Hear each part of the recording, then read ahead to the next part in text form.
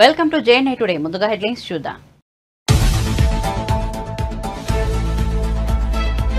ప్రాంతీయ పార్టీలను కబలించే కుట్ర జరుగుతోంది. ప్రధాని మోదీపై బీఆర్ఎస్ నేత ఫైర్. ఎలాంటి సాక్ష్యాధారాలు లేకుండా కవితపై నింద వేయడం సరికాదని సూచన.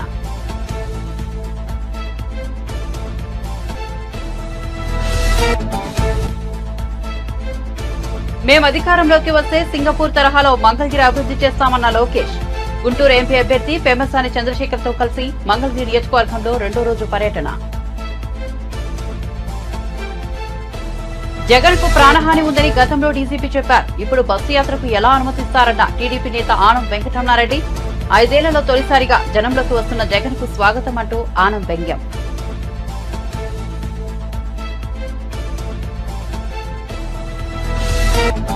తెలంగాణకు వాతావరణ శాఖ కీలక అప్డేట్. ఎల్లో అలర్ట్ జారీ చేసిన గడిచిన 3 రోజులుగా వడగండ్ల వర్షాలు, అకాల వర్షాలకు అన్నదాతలకు భారీగా నష్టం.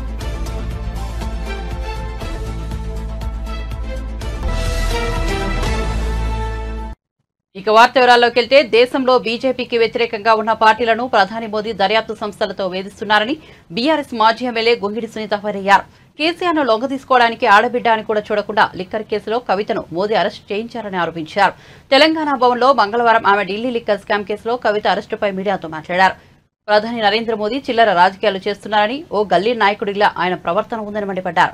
కుటుంబ పార్టీలు అవినీతిలో కూరుకుపోతున్నాయని మోడీ అంటున్నారు. లిక్కర్ కేసును బీఆర్ఎస్ కు ఆపాదిస్తున్నారు. ఎలాంటి సాక్ష్యాధారాలు లేకుండా మోడీ మా పార్టీపై నిందలు ఎలా వేస్తారని ఆమె నిప్పులు చెరిగారు. మోడీ తనకు నచ్చిన పార్టీలను ఒకలా, నచ్చని పార్టీలను మరోలా విమర్శిస్తారని ధ్వజమెత్తారు. కల్వకుంట్ల కవిత గారి అరెస్టుని తీవ్రంగా ఖండిస్తూ, ముఖ్యంగా చాలా ఆశ్చర్యపరిచే విషయాలు ఏంటంటే, ఒక గల్లీ నాయకుడు లేకపోతే ఒక రాష్ట్రంలో ఉన్న నాయకుడు మాట్లాడితే అతిశయోక్తి కాదు, కానీ నరేంద్ర మోడీ లాంటి ప్రధానమంత్రి మాటలు ఎట్లా ఉన్నాయంటే చాలా చిల్లర రాజకీయాలు చేస్తున్నారు. ఆయన దేశ ప్రధానిగా కాకుండా ఒక గల్లీ నాయకుడిగా మొన్న మాట్లాడడం విన్నాం, అందరం కూడా విన్నాం. మొన్న వారు తెలంగాణ రాష్ట్రానికి వచ్చిన రోజు వాళ్ళు మాట్లాడిన మాటలు, అన్ని రాష్ట్రాలలో కుటుంబ రాజకీయాలు ఉన్నాయి, ఈ కుటుంబ రాజకీయాలు చేస్తున్న ఆ ప్రాంతాలన్నీ కూడా ఆగమైపోతున్నాయి అని చెప్పి మాట్లాడుతూ ఉన్నారు. దాంట్లో భాగంగానే తెలంగాణ రాష్ట్రంలో కూడా అక్కడ ఆర్జేడీ చేసింది, బీహార్లో ఇంకొక దగ్గర ఇంకొక పార్టీ చేసింది, ఇంకో దగ్గర ఇంకో పార్టీ చేసింది అని మాట్లాడుకుంటూ తెలంగాణ రాష్ట్రాన్ని కూడా మరి ఆయన ఊటంకిస్తూ మాట్లాడిన మాట, లిక్కర్ స్కామ్లో ఈ ఫ్యామిలీ కూడా ఉంది అని చెప్పి వారు మాట్లాడారు. ఒక నరేంద్ర మోడీ మాట్లాడవలసిన మాటలేనా అని నేను అడుగుతా ఉన్నాను. ఒక ప్రధానమంత్రి ఎలాంటి సాక్ష్యాధారాలు లేకుండా నింద వేయడం అనేది ఒక ప్రధానమంత్రి స్థాయికి తగునా అని నేను అడుగుతా ఉన్నాను. నిండు సభలో, ఒక పబ్లిక్ మీటింగ్లో, దేశవ్యాప్తంగా మీడియా అంతా కూడా ఆయన ప్రసంగాన్ని చూస్తూ ఉంటుంది. అట్లాంటి వ్యక్తి, ఆ స్థాయిలో ఉన్న వ్యక్తి ఒక చిన్న విషయాన్ని ఆయన నోటి వెంట మాట్లాడుతున్నారంటే నరేంద్ర మోడీ గారి దిగజారుడుతనానికి ఇదే తార్కాణం. ఇంకా అంతకుమించి చెప్పాల్సిన అవసరం ఏం లేదు. కవిత గారికి ఏమైనా డబ్బులు ముట్టాయా? వాళ్ళ ఇంట్లో ఏమైనా డబ్బులు దొరికినాయా? ఆమె అకౌంట్లోకి ఏమైనా డబ్బులు వచ్చి పడ్డాయా? ఎక్కడన్నా సాక్ష్యాధారం ఉందా? ఇంతకుముందు సత్యవతి గారు చెప్పినట్టుగా రాష్ట్రాలు వాళ్ళ పాలసీలు వాళ్ళు చేసుకుంటూ ఉంటారు. కేంద్ర ప్రభుత్వం కూడా అనేక కొత్త పాలసీలు తీసుకొచ్చింది. ఆమ్ ఆద్మీ పార్టీ ఢిల్లీలోనే కాదు, పంజాబ్లో కూడా ఉంది. అదే ఆమ్ ఆద్మీ పార్టీ పంజాబ్లో కూడా మరి మద్యం పాలసీ తీసుకొచ్చింది, అది అమల్లో ఉన్నది. ఒక్క ఢిల్లీ విషయానికి వస్తే కేజ్రీవాల్ని ఇబ్బంది పెట్టాలనే ఆలోచనతో పాటు తనకు సహకరించని ప్రతిపక్షాలను ఎట్లయినా సరే లొంగ తీసుకోవాలి, వాళ్ళు పిడికిట్లో పట్టుకోవాలి, నా ఇష్టం ఉన్నట్టు రాచరికం చెయ్యాలనేది నరేంద్ర మోడీ గారి ఆలోచన సుస్పష్టం. గతంలో ఈ దేశాల్లో ఉన్న కాంగ్రెస్ ఏమో స్కాంగ్రెస్గా మారిపోయింది. ప్రతి దానికి స్కాములు. మరి ఈరోజు నరేంద్ర మోడీ గారు కార్పొరేట్ సంస్థలను సాధడానికి ఒక ఏజెంట్ లాగా పనిచేస్తుంది దేశంలో. భ్రష్టాచార్కు హటాయింగే అంటాడు. అసలు ఈ దేశాన్ని భ్రష్టు పట్టించిందే నరేంద్ర మోడీ. అప్పిలో ఊబిలోకి ఈ దేశాన్ని తీసుకుపోయిందే నరేంద్ర మోడీ. కార్పొరేట్ సంస్థలకు ఊతమిచ్చిందే నరేంద్ర మోడీ. కార్పొరేట్ సంస్థల అధినేతలకు ఈ దేశాన్ని దాటిపోవడానికి ఇక్కడున్న ఆర్థిక వ్యవస్థను దెబ్బతీయడానికి సహకరించిందే నరేంద్ర మోడీ. ఇప్పుడు నేను చెప్పిన మాటలలో ఏదైనా అసత్యం అయితే నేను దేనికైనా సిద్ధం. ఒక ప్రధానమంత్రి స్థాయిలో ఉన్న వ్యక్తి చెప్తున్న మాటలు చేస్తున్న చేష్టలు చాలా సిగ్గుచేటుగా అనిపిస్తున్నాయి. ఈ దేశ పౌరురాలుగా బాధపడతా ఉన్నాను. ఈడీల తెలంగాణలో గడిచిన 3 రోజులుగా వడగండ్ల వర్షాలు కురుస్తున్నాయి. పలు చోట్ల ఈదురుగాలులతో కూడిన వర్షాలు పడుతున్నాయి. అకాల వర్షాలకు అన్నదాతలకు భారీగా నష్టం కలుగుతోంది. మామిడి, జామ, మక్క, జొన్న తదితర పంటలకు భారీగా నష్టం కలిగిస్తున్నాయి.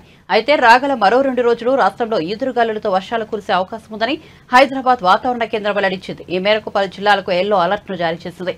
మంగళవారం నుంచి బుధవారం వరకు రాష్ట్రంలో తేలికపాటి నుంచి మోస్తారు వర్షాలు కురిసే అవకాశం ఉందని చెప్పింది.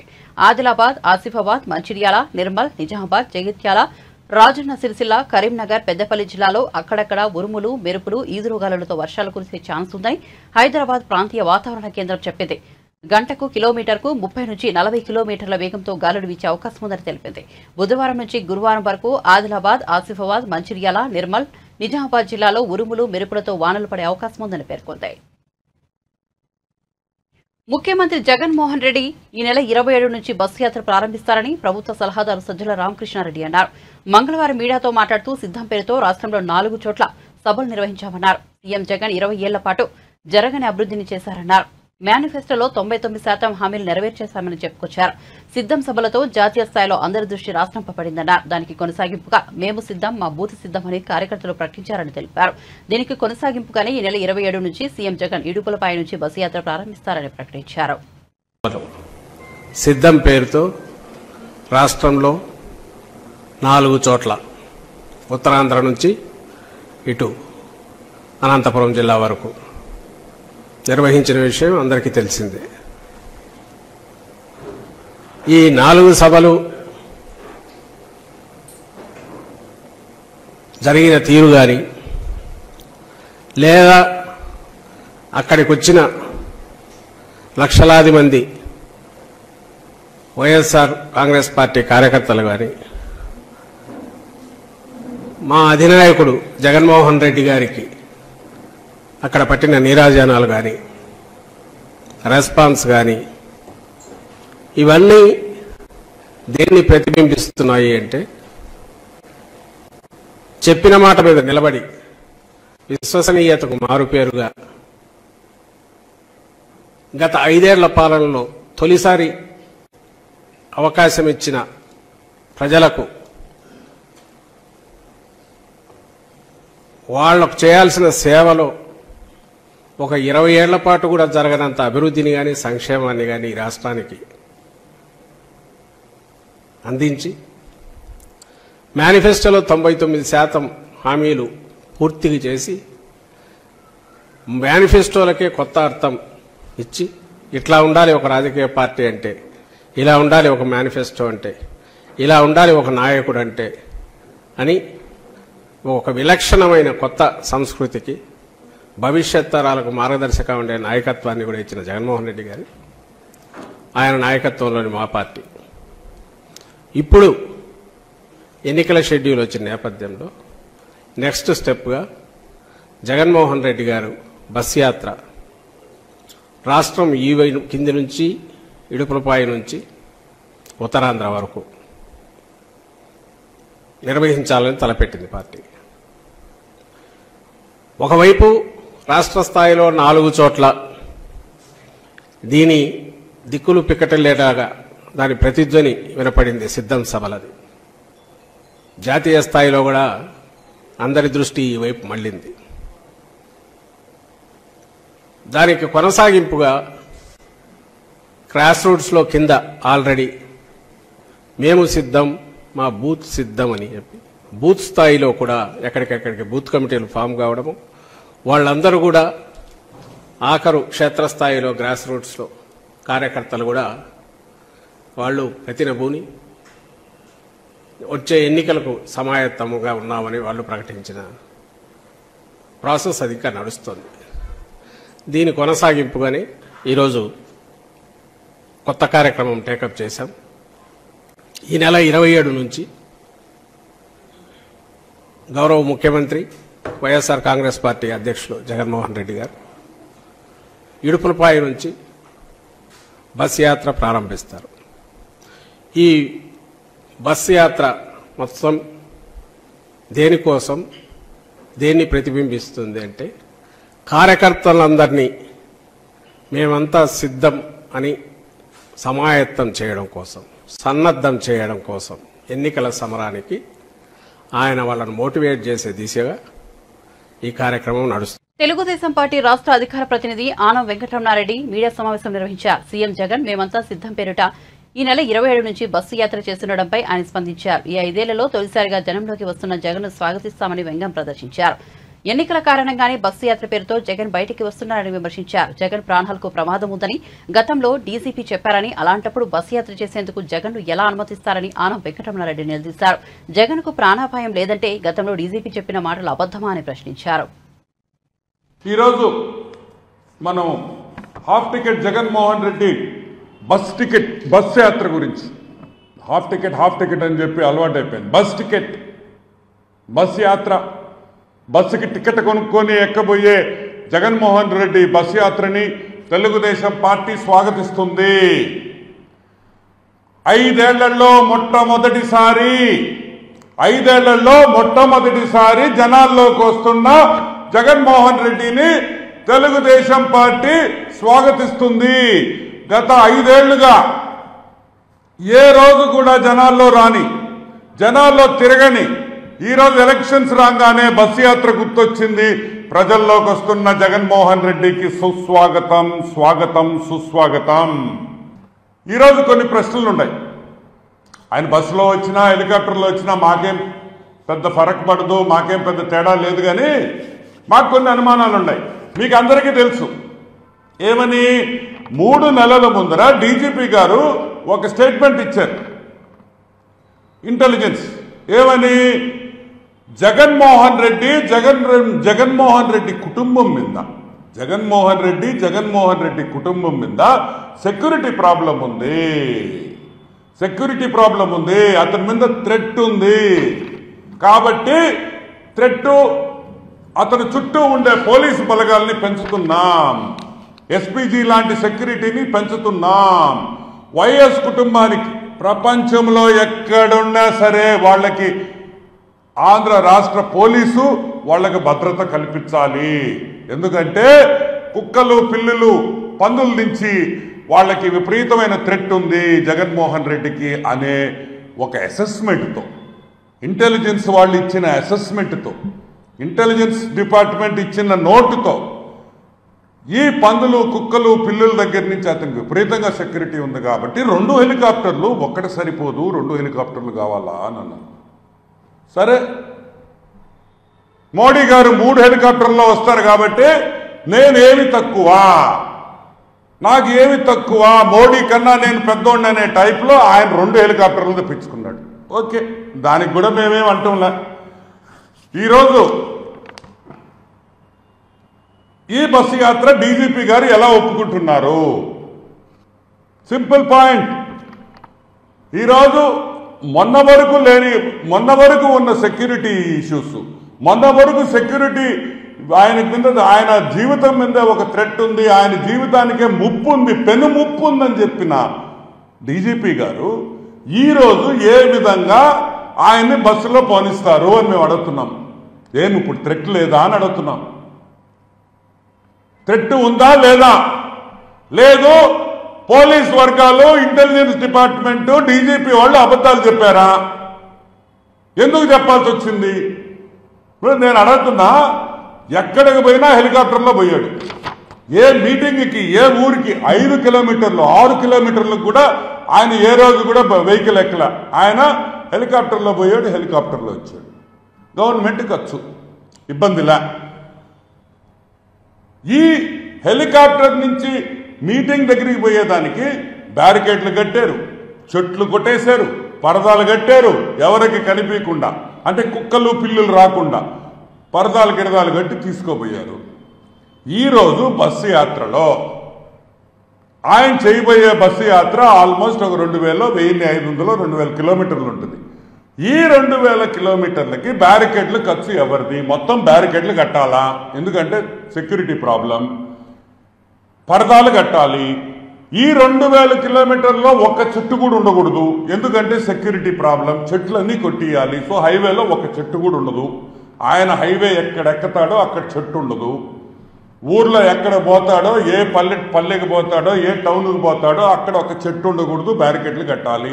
ఈ ఖర్చు ఇప్పుడు ఎవరు భరిస్తారు? గవర్నమెంట్, ఆంధ్ర ఏపీ గవర్నమెంట్ ఈ ఖర్చు భరిస్తుందా? అభివృద్ధి వనరుల ద్వారా సంక్షేమం అందించడమే తమ ఎజెండా అని టీడీపీ జాతీయ ప్రధాన కార్యదర్శి నారా లోకేష్ స్పష్టం చేశారు.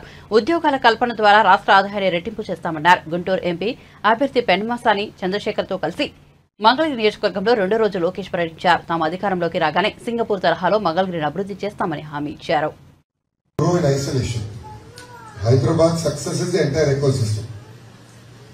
బాబు గారు అందుకే ఆనాడు చాలా స్పష్టంగా ఒక్కొక్క ప్రాంతానికి ఒక్కొక్క ప్రాధాన్యత ఇచ్చారు. ఒక ఉదాహరణ అనంతపూర్కి ఆటోమోటివ్ ట్రస్ట్. సో కియా వల్ల మొత్తం ఎకోసిస్టమ్ వచ్చింది. ఈ ప్రభుత్వం కానీ కొంచెం ఆ పాలసీస్ కొనసాగించుంటే ఇంకో 3-4 కంపెనీలు వచ్చాయి, ఆటోమోటివ్ కంపెనీస్. అనంతపూర్ కియా ఒక్క సంస్థ వల్ల తలసరి ఆదాయం దాదాపు 30 నుంచి 40 వేల రూపాయలు పెరిగిపోయింది. One of the lowest per capita income district became mid-tier because of one company. చిత్తూరుకు వచ్చిన కూడా మొత్తం ఎకోసిస్టమ్ తీసుకొచ్చాం. లిటరలీ సెల్ ఫోన్ తీసుకుంటే బాక్స్ నుంచి, కార్డ్బోర్డ్ బాక్స్ నుంచి manual, phone button, screen, battery, camera అన్ని మాడ్యూల్స్ నిర్మిస్తాం. ఆ మొత్తం ఎకోసిస్టమ్ విత్ 100 కిలోమీటర్స్ తీసుకొస్తేనే సక్సెస్ ఉంది. As far as IP, it is a fact that trust area will be wiser. There is no second thought about it.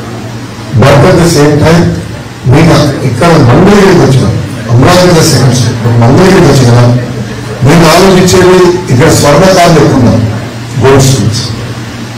In fact ఎక్కువ శాతం పద్మశాలిలో మగ్గాలు పెట్టారు, అందరూ స్వర్ణకారులు. దాదాపు 30,000 మంది ఆ వృత్తిపైన ఆధారం ఉన్నారు. ఎట్లయితే టాటాతో ఒప్పందం కుదిరించుకుని కళ్యాణాన్ని తీసుకొచ్చారో, I now want to bring all retail manufacturers of gold, అంటే జాలి తనేష్ అందరూ తీసుకొచ్చి ఒక గోల్డ్ ఎస్సీసెట్ చేసి ఇక్కడ we want to completely create world class jewelry and fast fashion jewelry Tamil Nadu మంది. ఇప్పుడు మీరు ల్యాబ్ గ్రోన్ డైమండ్స్ తెలుసా? వైసీపీపై ప్రజల్లో ఉన్న వ్యతిరేకతను ఎమ్మెల్యేలకు ఆపాదిస్తూ వారిని సీఎం జగన్ పక్కన పెట్టిన విషయం తెలిసిందే. దీంతో వైసీపీ అధిష్టానం తీరును విమర్శిస్తూ పలువురు ఎంపీలు, ఎమ్మెల్యేలు ఆ పార్టీని వీడారు. అంతేకాకుండా మరికొంతమంది వైసీపీ అవినీతి పాలనకు వ్యతిరేకంగా పార్టీ నుంచి బయటకు వచ్చారు. తాజాగా Nandikotkur YCP MLA Arthur Congress పార్టీలో చేరారు. అధికార పార్టీని వీడి కాంగ్రెస్ లోకి మారారు. ఏపీపీసీసీ అధ్యక్షులు వైఎస్ షర్మిలారెడ్డి సమక్షంలో ఆయన కాంగ్రెస్ పార్టీలో చేరారు. కండువా కప్పి ఆయన కాంగ్రెస్ పార్టీలోకి షర్మిల ఆహ్వానించారు. నందికొట్కూరు అసెంబ్లీ నియోజకవర్గం నుంచి టికెట్ వైసీపీ అధిష్టానం టికెట్ కేటాయించకపోవడంతో ఆయన ఆగ్రహంగా ఉన్నారు. ఏపీలో ఎన్నికల కోడ్ అమల్లో ఉన్న సంగతి తెలిసిందే. అయితే కోడ్ అమల్లో ఉన్న సమయంలో 10వ తరగతి విద్యార్థులకు తన ఫోటోలతో ఉన్న రైటింగ్ ప్యాడ్లు పంపిణీ చేశారు. Palamaner YCP MLA N Venkatagowda చిక్కుల్లో పడ్డారు. ఆయనపై ఎన్నికల సంఘం ఆగ్రహం వ్యక్తం చేసింది. వెంకటగౌడ ఎన్నికల నియమావళి ఉల్లంఘించారంటూ ఈసీ చర్యలకు దిగింది. ఎమ్మెల్యే ఫోటోలతో ఉన్న ప్యాడ్లతో విద్యార్థులు పరీక్షలకు హాజరు కావడాన్ని పలమనేరు నియోజకవర్గంలోని పలు మండలాల్లో ఎగ్జామినర్లు గమనించారు. దీనిపై వారు పలమనేరు ఆర్డీఓ మనోజ్ రెడ్డికి సమాచారం అందించారు. దాంతో ఆర్డీఓ పలమనేరు ఎమ్మెల్యేపై వీకోట పోలీసులకు ఫిర్యాదు చేయగా కేసు నమోదైంది. ఈ క్రమంలో అధికారులు పలమనేరు ఎమ్మెల్యే వెంకటగౌడకు షోకాస్ నోటీసులు అందించారు. అందరికీ నమస్కారం. ఈరోజు అందరినీ ప్రెస్ వాళ్ళందరినీ పిలవడానికి ముఖ్య ఉద్దేశం, నిన్న మనకి న్యూస్లో కానీ ఈరోజు పేపర్లో కానీ వచ్చినటువంటి ఈ ఎగ్జామ్ రైటింగ్ ప్యాడ్స్ మీద ఎమ్మెల్యే గారి బొమ్మ ఉండడం అన్నదాన్ని మోడల్ కోడ్ ఆఫ్ వైలేషన్ కింద కన్సిడర్ చేస్తూ దానికి తగిన చర్యలు మేమేమి తీసుకున్నాము, నిన్నట్టు చేంజ్ జరిగింది అన్న దాన్ని మీకు ఒకసారి విడమర్చి చెప్పి అదేవిధంగా దాంట్లో ఎటువంటి చర్యలు తీసుకున్నాము, దానికి సంబంధించి ఈరోజు జరగకుండా ఏమేమి చేశామో అన్న విషయాలన్నీ ఒకసారి చెప్పడానికి పిలవడం జరిగిందండి. ఒకటి, నిన్న మార్నింగ్ స్కూల్స్లో ఎగ్జామ్స్ జరుగుతూ ఉన్నప్పుడు 10th క్లాస్ ఎగ్జామ్స్ జరుగుతూ ఉన్నాయి తెలిసిందే. మన దగ్గర 22 సెంటర్స్ ఉన్నాయి పలమనేరు మొత్తం కాన్స్టిట్యున్సీలో. ఆ 22 సెంటర్స్లో జరుగుతున్న ఎగ్జామ్స్లో 10th క్లాస్ స్టూడెంట్స్ ఎస్పెషల్లీ మన వీకోడ్లో నిన్న మనకు ఒకటి వెలుగులోకి వచ్చింది. మధ్యాహ్నం ఒక 1 o'clockకి అలా మీలో నుంచి ఒక రిపోర్టర్ కాల్ చేసి ఇలా జరిగింది సార్, ప్యాడ్స్ మీద ఎమ్మెల్యే గారి బొమ్మ ఉంది, అటువంటి ప్యాడ్స్ అన్ని స్టూడెంట్స్ తీసుకొని వచ్చారు స్కూల్లోకి, అది వైలేషన్ కదా, మోడల్ కోడ్ వైలేషన్ కదా అన్న విషయాన్ని చెప్పడంతో వెంటనే ఒక ఎఫ్ఎస్టీ టీమ్ని, అదేవిధంగా అక్కడ తహసీల్దార్ని, అంటే ఏఆర్ఓగా ఉన్న తహసీల్దార్ గారిని వెంటనే అక్కడ పంపించడం జరిగింది. కాకపోతే అది ఇన్ఫర్మేషన్ మాకు వచ్చింది 1 o'clockకి రావడం వల్ల మేము వెళ్ళిన టైంకి ఎగ్జామ్ అయిపోయింది, పిల్లలందరూ వెళ్ళిపోయి ఉన్నారు.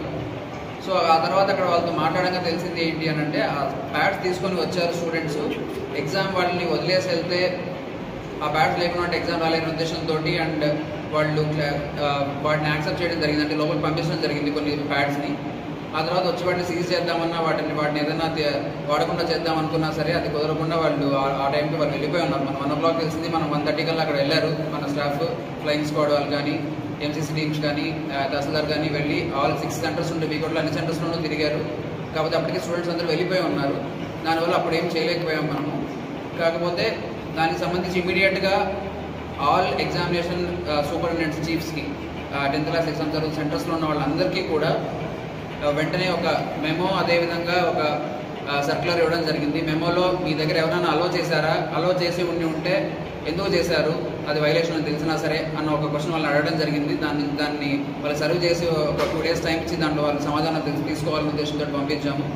19వ తేదీన ఇటువంటి రైటింగ్ ప్యాడ్స్, ఎటువంటి campaign material, model code of వైలేషన్ని, model code of conduct violate చేసే విధంగా ఉన్నటువంటి ఎటువంటి వాటిని కూడా యాక్సెప్ట్ చేయకుండా ఉండాలనే ఉద్దేశంతో ఎంఈఓస్ అందరికీ, అదేవిధంగా ఎగ్జామినేషన్ చీఫ్ సూపరింటెండెంట్స్ అందరికీ కూడా ఇన్స్ట్రక్షన్స్ ఇవ్వడం జరిగింది, ఇటువంటి వాటిని అలో చేయొద్దు అని. అదేవిధంగా ఈరోజు పొద్దున అందరు అధికారులు కూడా పెద్ద ఎత్తున, అంటే స్టార్టింగ్ ఫ్రమ్ నా నుంచి కూడా నేను తిరిగి చాలా సెంటర్స్లో తిరిగాను. పల్మనేరులో 4 సెంటర్లు ఉంటే 4 తిరిగాను.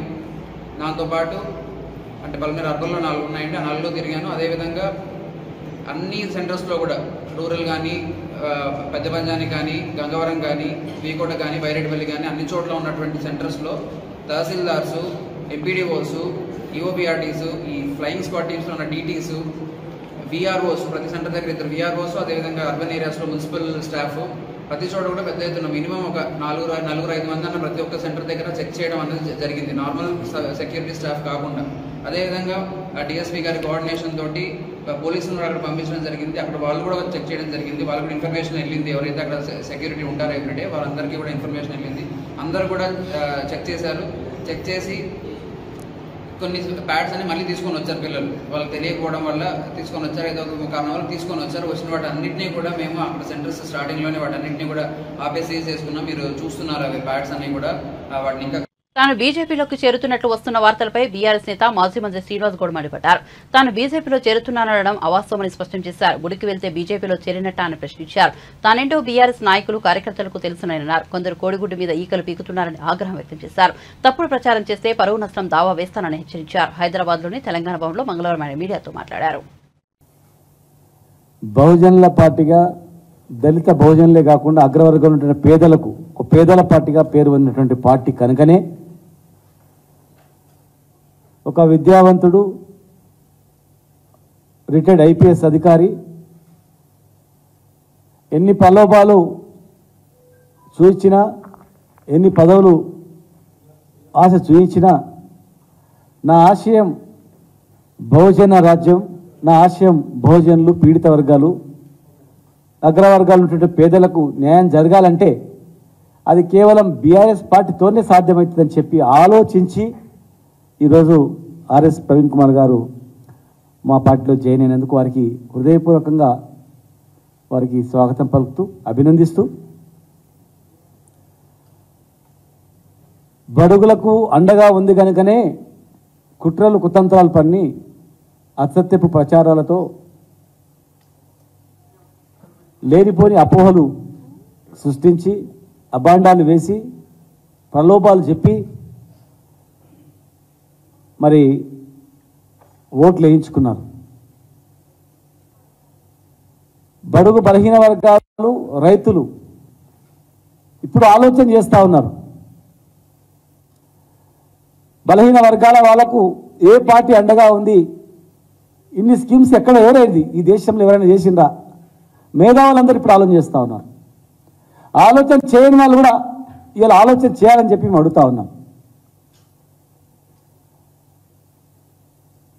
బహుజన నాయకత్వాన్ని టార్గెట్గా చేసుకొని ఈ రాష్ట్రంలో బహుజన నాయకులు ఎక్కడెక్కడ ఉన్నారు, వాళ్ళని ఎట్లా టార్గెట్ చేసుకొని వాళ్ళని ఎట్ట రాజకీయ అంతం చేయాలనేటువంటి కుట్రలు గత ఎలక్షన్లో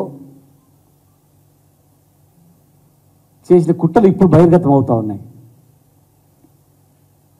వారిని బహుజన నాయకత్వాన్నే టార్గెట్గా చేసి వాళ్ళని ఓడించాలి, ఎట్టి పరిస్థితుల్లో ఓడించి వాళ్ళ కళ్ళతో వాళ్ళ చేతులతోనే వాళ్ళ కళ్ళు పొడిచి వాళ్ళ చేతులతోనే వాళ్ళతోనే అసత్య ప్రచారాలు చేసి మరి వీళ్ళు రాజకీయంగా ఎదిగితే ముందే ఆ పార్టీ బహుజనులకు అండగా ఉంది. ఇలాంటి నాయకులు ఎదిగితే మా మనగడలు సాగవనేటువంటి కొంతమంది నాయకుల వల్ల కొంతమంది నాయకులు మూకుమ్మడిగా రాష్ట్రంలో కొంత వర్గం ఒక వర్గం మూకుమ్మడిగా ఆలోచించి మరి గత ఎలక్షన్లో చేసినటువంటి కుట్రలు ఇప్పుడిప్పుడే బహిర్గతం అవుతా ఉన్నాయి. 3 నెలల్లో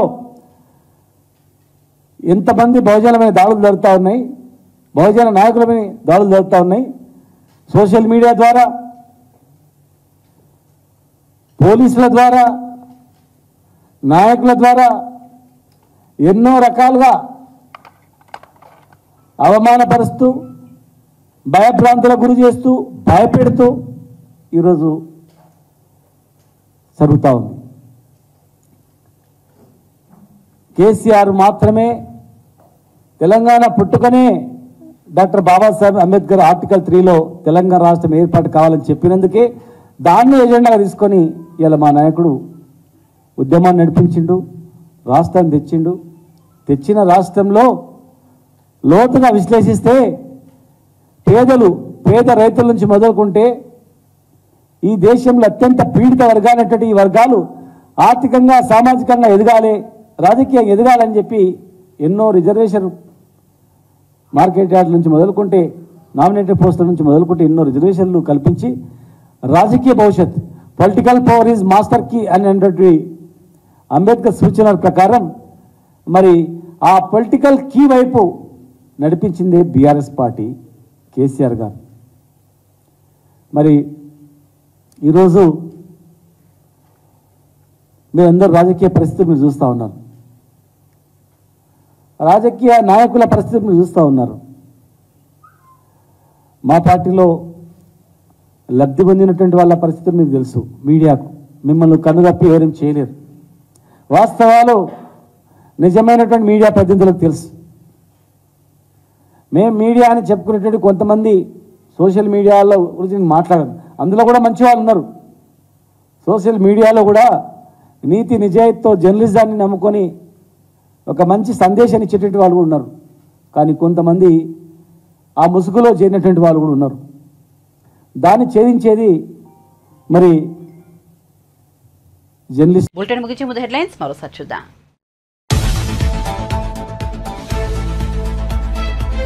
ప్రాంతీయ పార్టీలను కబలించే కుట్ర జరుగుతోంది. ప్రధాని మోదీపై బీఆర్ఎస్ నేత ఫైర్. ఎలాంటి సాక్ష్యాధారాలు లేకుండా కవితపై నింద వేయడం సరికాదని సూచన.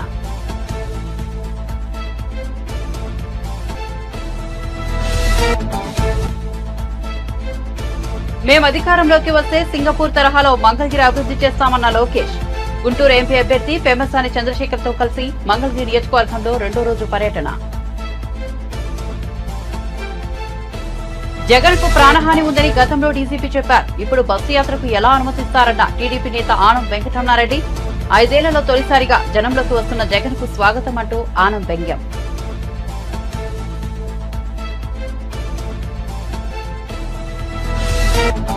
తెలంగాణకు వాతావరణ శాఖ కీలక అప్డేట్. ఎల్లో అలర్ట్ జారీ చేసిన గడిచిన 3 రోజులుగా వడగండ్ల వర్షాలు, అకాల వర్షాలకు అన్నదాతలకు భారీగా నష్టం.